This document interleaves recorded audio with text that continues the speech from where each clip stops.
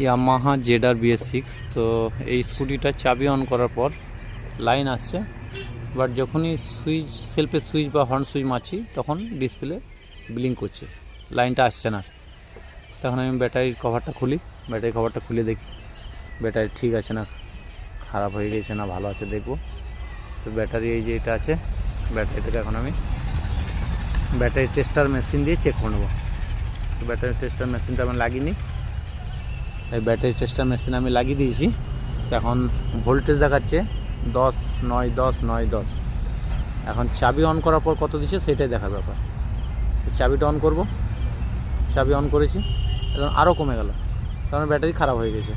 এই কমে যাচ্ছে বেড়ে যাচ্ছে, ব্যাটারি ঠিক নাই, ব্যাটারি চেঞ্জ করতে হবে। আমি অন্য ব্যাটারি একবার লাগিয়ে চেক করে দেখে দেবো কাস্টমারকে, কারণ কাস্টমার বলছে আমার ব্যাটারি ভালো আছে।